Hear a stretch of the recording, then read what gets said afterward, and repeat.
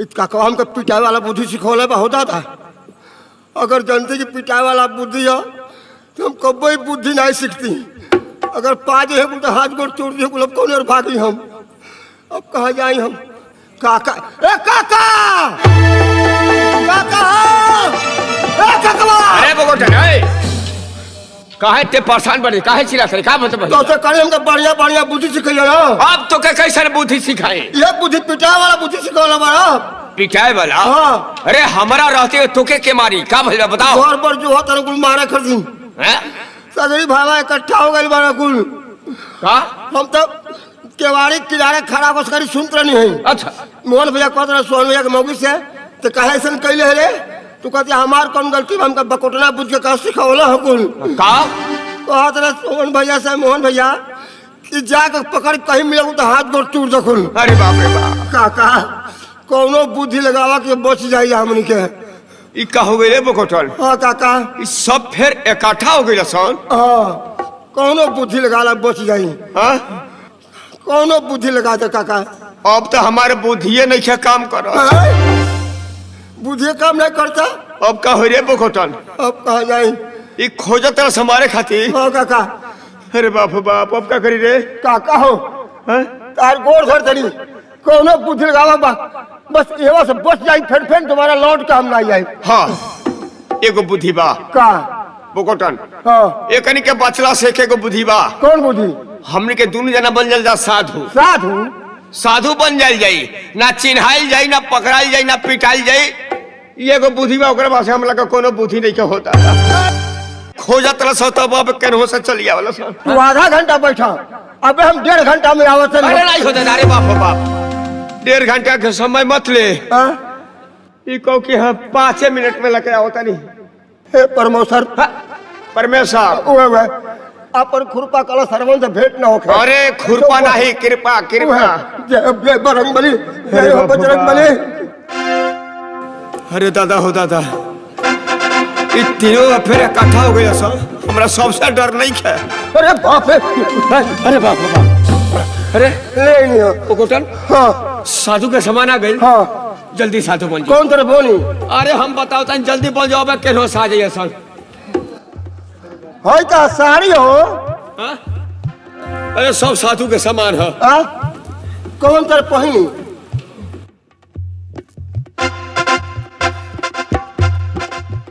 तमन तो बहिए ना बा। अरे वो नीचे वाला हाँ पहिर जल्दी पहिर। अरे खाली बच भर जाए हम फिर तो हम बुद्धि सिखाओ। अरे दादा हो दादा हम जानते कि पिटाई वाला बुद्धिया बताओ तो का हम कब जिंदगी में नहीं तो बुद्धि सीखती हम।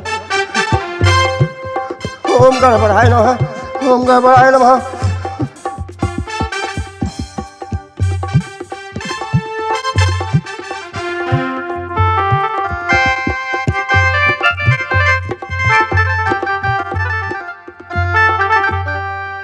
अरे जल्दी कर जल्दी कर जल्दी कर।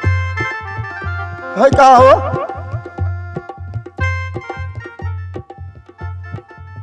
ठीक बा ना अब नहीं लौकी में हो हमारे। अरे अरे सीधा कर सीधा कर। हेन्ने कर होन्ने कर फंसा दे बड़ा और कुछ नहीं तू लो तार मुहवा हो। हाँ बा बा बा बा मुहवा बा।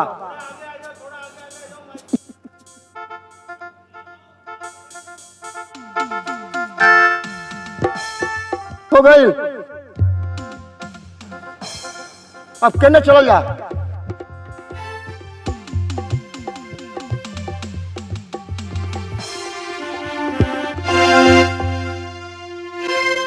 का अब हम के क्यों चीनी नहीं ना। अरे अब हमने के सांप नहीं की जा चिन्हात अब केहू का करी। सही एकदम सांप चिन्हाते नहीं की जा। हम जातो बानी बाहर आयो। कहाँ जाता नहीं। ए और एगो पीली संकल दिया पीली संकल। पीली संकल बा बकोटन का साधु तो बन गनी जा। हाँ लेकिन आज के बाद हमके काका मत कहिए। का कहो जहाँ कले बुद्धि काका की हमनी के पकड़ा जा। आज के बाद हमके कहिए गुरुजी हम तो के कहब राम चेला। गुरुजी अगर बच गई तो फिर तहार बुद्धि नहीं सीखब हम हो दादा। लेकिन बकोटन हाँ मारी कोनो गांव में चल जा के पुरानिया लोग कहे कि महात्मा जी बैठी एगो भजन सुनाई तब का होई रे। भोजन तो हम जानते नहीं। गाँव के परी कैसनो भजन गाँव के परी ना तक केहू कही कि नकली साधु होगा सर। हाँ मन पड़ गई। हाँ एगो भजन मन पड़ गई हम कहे। भजन जानकारी बा। हाँ। तनी गा के सुना।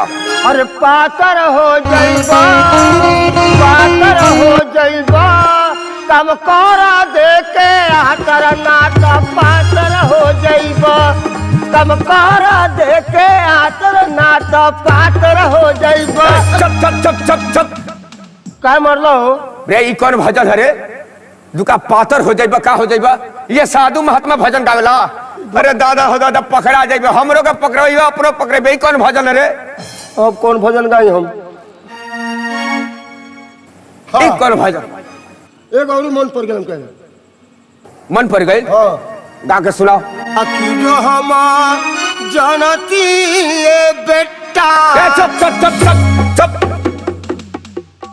ते भजन गाओ तरके हमके बेटा बनाओ। हम तोरा बेटा ही तो कल ये बेटा केकरा कल है बेटा? अरे काका जब गोपीचंद जब जल्ला साधु बन के अच्छा। तो उनके माई कहली गोपीचंद के बेटा।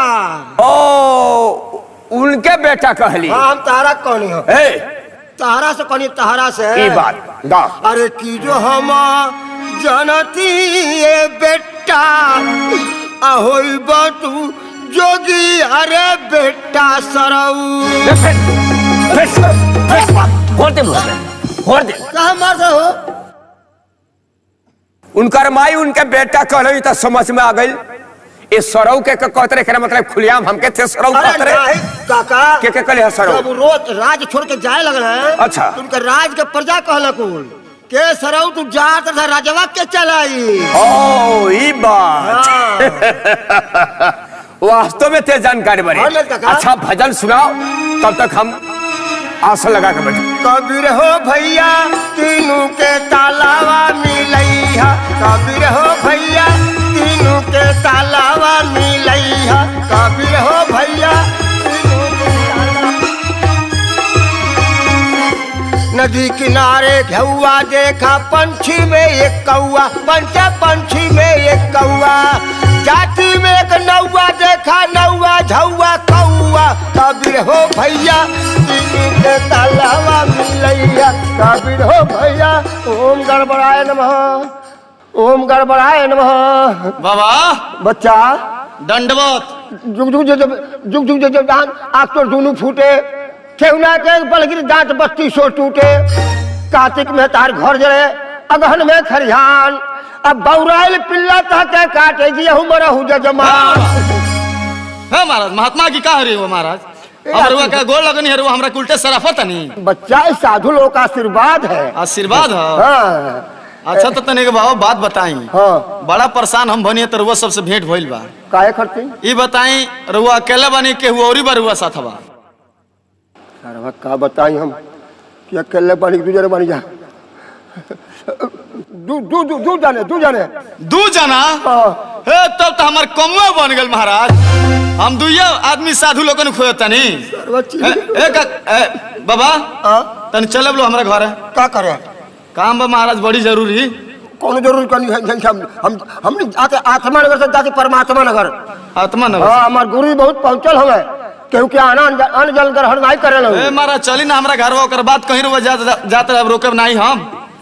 बाबा जानता नहीं काहे हम बोला के लेके चलता नहीं? काहे? हमारा घरवा भइल अष्टजाम। हाँ। अब पुनाती हमन सब कुछ भइल। गांव के लोग तो पूरा टोटल खाइए लिया प्रसाद। हाँ। हमार भैया वही पूजवा के बाद दू जना साधु लोग के भाग देले बड़े।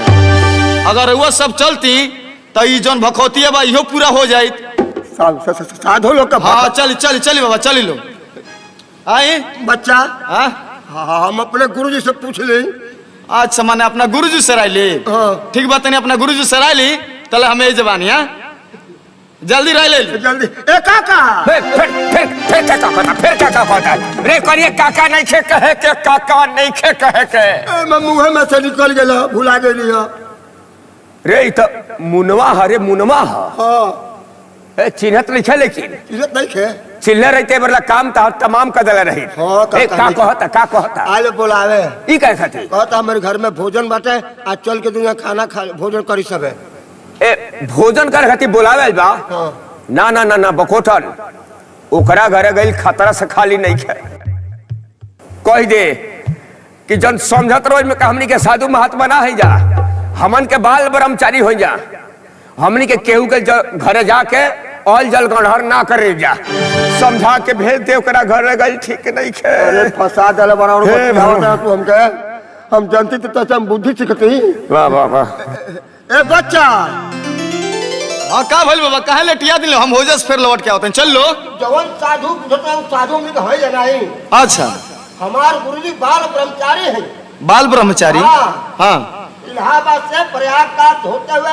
हरिद्वार हम नहीं जाते नहीं जा हाँ तू दूसरा साधु खोज लो ए महाराज चलियो ना जबरदस्ती बका जबरदस्ती हाँ बड़ा परेशान भइल बन त रुआ सबसे भेंट भइल बा नहीं जाए हमने के माने काहे रुआ इनकार करता नहीं जाए अरे भाई हमको नहीं खाए के नहीं जाए अच्छा माने समझ गए रुआ सब कौन जल ग्रहण नहीं करे की है ना हाँ। तो घबराइल काहे बानी महाराज का खाली अन्न जल ना ग्रहण हुई हाँ। हमरा के यहाँ सब व्यवस्था बा सही नाही जल ग्रहण करे लो तब फलहार नहीं हो सकत फलहार हाँ फलहार में जाता नहीं का व्यवस्था बा का सेव का जूस बा संतरा का जूस बा अनार का जूस बा झींगा का जूस बा हाँ। अंडा का जूस बा मुर्गा का जूस बा बकरा का जूस बा चलो चलो चलो आ ऊपर से जानता नहीं 2 लीटर दूध बा चली लो बड़ा मजा आई आनंद आ जाए वो सब के प्रसाद पा ए काका चली लो चल लो चल फिर काका कहता रे कहानी काका नहीं खे कहे के काका नहीं खे कहे के ए मर्दे आदत नहीं के न हो मुंह में से निकल जाए तो हम का करी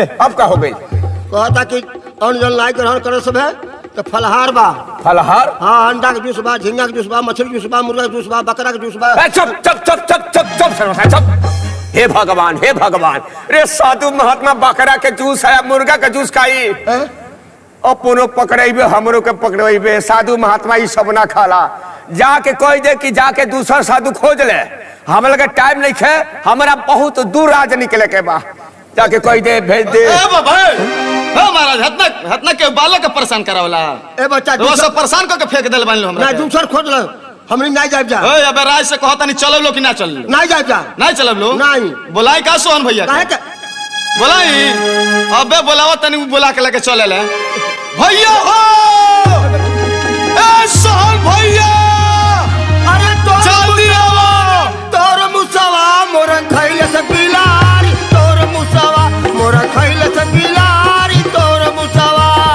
धरतीये बरसे अंबर नहाए धरतीये बरसे अंबर नहाए खोज खोज मछरिया बकुल भेते खाए तोर मुसवा मोर खैले से बिलारी ओम गड़बड़ाए नमः बाबा दंडवात का करी होम कहाँ से आओ तनी कहाँ ले जाए बच्चा हाँ हम लोग काशी से आ रहे हैं और बासिस होते हुए सीधे हरिद्वार चले जाएंगे और काशी से आओ तनी अब बासी होके हरिद्वार जाए हाँ बहुत पहुँचल हुआ साधु बाबा लगा अरे तुमने बाल ब्रह्मचारी है जाना बाबा बाबा हाँ?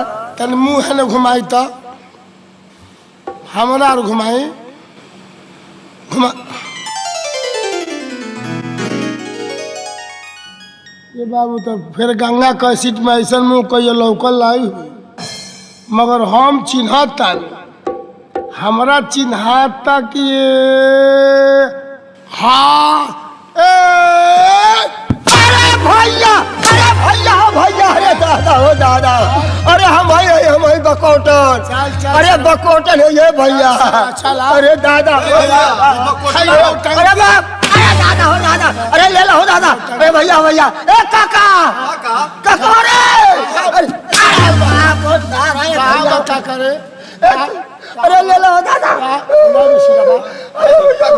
भैया हाथ लुटा ए काका साधु महात्मा का साल हरिद्वार से कहा जाइबा काशी से चल के बासी होकर हरिद अरे बाप अरे बाप अरे बाप अरे बाप अरे दादा दादा माइक लगे बहुत दादा पे नहीं है भैया। अरे दादा हो दादा, अरे मार, अरे बाप, बाप, अरे छोड़ दे, अरे बाप हो दादा, नहीं भैया, अरे माफ कर दे, अरे बाप हो दादा, अरे क्यों बाप बचाने वाला हो, अरे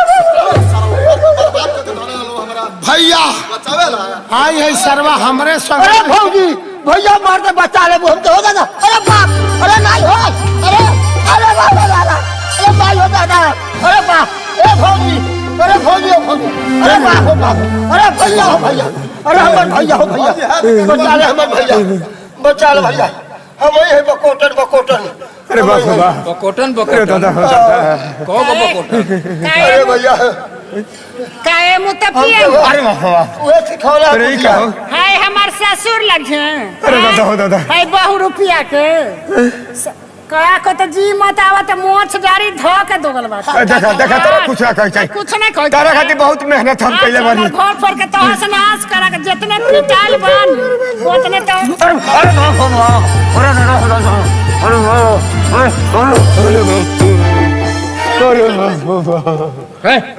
पैर पकड़िया मत अरे बाप हमरे साथे अच्छा कैला तू जब भी इलाहाबाद से घरे आए अपने घरे भाइन से मिले ना जाए हाँ ई तरह हाल ई तरह तोहरे लगे बारे बारे आके पैर छू के प्रणाम करब कि चाचा बढ़िया आशीर्वाद दिया हाँ हाँ हाँ हमरे घर खातिर यह आशीर्वाद रखले रहल हमरे बुर्बक भाई बुर्बक भवा कैसन पहाड़ा पढ़ौला कि घर के एक नाश करके छोड़ देला सन हमार पूरा परिवार तितर बितर हो गइल आखिर काहे सन कैला अरे हमरा में तनको गलती नहीं होता था अच्छा सब है सारा बकोटना कैले बा सब बकोटना कैले बा हमरा में तो पैसा के गलती नहीं होता तू इन कलम तो पहले मैं बुद्धि सिखाई एक कलम बुद्धि सिखाओ तनी अब झूठ बोल दे पर जब तू है ये कहता है कि ओकरा घरे दिन भर नौकर खान खटिले अब पैसा ना दलसन खाली खियावला पर रखले बासन अच्छा आ खाओ के अपने दाल चावल सब्जी खटाई दुनिया भर का सामान खाला सन अच्छा हमके खाली मरुआ के लिट्टी या बांडा के चोखा खियावला सन नहीं भाई ऐसा सब ये कहत रहा सब ये झूठ बोल बो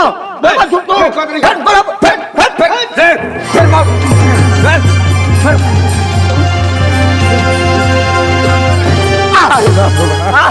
तू जो ससुराल साहब अरे बाप अरे माई के का हो बाप बुद्धि चाचा? अरे सब ये कर हमारे परिवार के संगे तो अच्छा खेल खेल भैया अब नहीं सीखो बुद्धि हम हो दादा अरे बुद्धि के वो ज्ञानी आदमी से सीखल जाला ऐसने जालिम आदमी से तू बुद्धि सीखत रहले बताओ अपने भाई से तोरा के कम मन रहनी है कहला हम बढ़िया बढ़िया बुद्धि सिखाओते वह बुद्धि हम सिखाते अच्छा एगो बात बताओ ते लक्ष्मी से कहले कि अगर हम तनिको झूठ बोलो तो कब तो हे भगवान तू अनहरे के कोरी बना दिया हाँ हाँ हाँ ये क्रिया है भैया वो अंधेरा के लौकी नहीं हम कोढ़ बटे हमरा अच्छा। इस कनिया का अंधेरा कोढ़ी हो जाओ आते ते झूठ बोल के निमने रहबे तेरा कोड़ी ओकबे अब माफ कर दे भैया अब कब ऐसा नहीं करब हम सब करे करते माफ तो कहिए सब दे ये कैले बा हो दादा हाँ, ठीक बा। सब ये कैले बा माफ तो हम लोगन के हम करबे करब लेकिन जैसन करनिया हमरे सतवा कैले बड़ा लोगन ओइसन तो हम लोगन के प्रसाद दियाई अरे अब कौन प्रसाद बाकी बा हे भगवान इतना मार खा गनी पुरानी आदमी होके अब कौन प्रसाद बाकी अरे मार खैले से गांव के चुंगलन के लाश थोड़े हुई तो हम लोगन के उ सजा दियाई कि गांव के चुंगला स्वरूप के घर बिगाड़े के सास ना करी लो अरे अब कौन सजा बाकी बा हो दादा अब कौन सजा बाकी बा अब बकोटना बनी गधा दादा हाँ भैया जूता मार लो हमके अब जूता खोली तारा खातिर लेकिन गधा मत बनावा ते कौने गधा से कम बड़े रे बन तनी भैया बन तनी बुद्धि चाचा अब हमके छोड़ दो हो दादा छोड़ दे बस अब तो छोड़ अब हमके छोड़ दो। छोड़ही के बा क्या कुछ बन गई कोनो अब बात तू नहीं करबा गधा के सवारी का सवारी बिना वजन के गधा चले न सनाही ऐसे गधा के सवारी कल जरूरी बा बोकोटना बन गल गधा हम करब गधा का सवारी मतलब कि बुद्धि चाचा बैठिए गधा गधा पर। ई तो हमरा मान के नहीं है नहीं क्या मान के अरे बाप अरे बोल जाओ दादा अरे बाप अरे बोल जाओ अरे बाप अरे दादा हो दादा अरे बोल जाओ अरे दादा हो दादा अरे भाई अरे बैठो अरे अरे बाप बाप अरे दादा हो दादा अब तो हमको छोड़ दो हो दादा आप छोड़ दे तोहरा ही बुझाते बुद्धि चाचा कि हमारे खानदान के लड़का हमरा के गधा पर चढ़ा के हमारे बेइज्जती करत सन अब हमारे परिवार की ओर से तोहरा के सम्मानित कल जाई सम्मानित कल जाई सम्मानित तोहार मल्यार्पण होई। माला से स्वागत हुई। हाँ पिटाइले के बाद हाँ बड़ा बढ़िया नियम मतरा घर के बाबू। हाँ, हमरे परिवार के बड़ा लोग के सम्मानित कैले बनी जामनी का तोहरों के सम्मानित कल जाई। हाँ तरुआ सबके सामने आप बुद्धि चाचा के बकोटन के मल्यार्पण होके जाता। मल्यार्पण होते ही तनी स्वागत में ताली बाज जाए कि जाए उनके सम्मान बढ़ जाई। हाँ तरुआ सबन के बीच में हमारे छोटका भाई मुन्ना बुद्धि चाचा के बकोटन के मल्यार्पण करे जाता। मन मल्यार्पण होता तो तनी स्वागत में ताली बाज जाए के चाहिए। अच्छा जल्दी पढ़। खबरदार क्यों बताली बजाई तो क्यों? अरे बंद करा भाई, ताली बंद करा, बंद करा रे।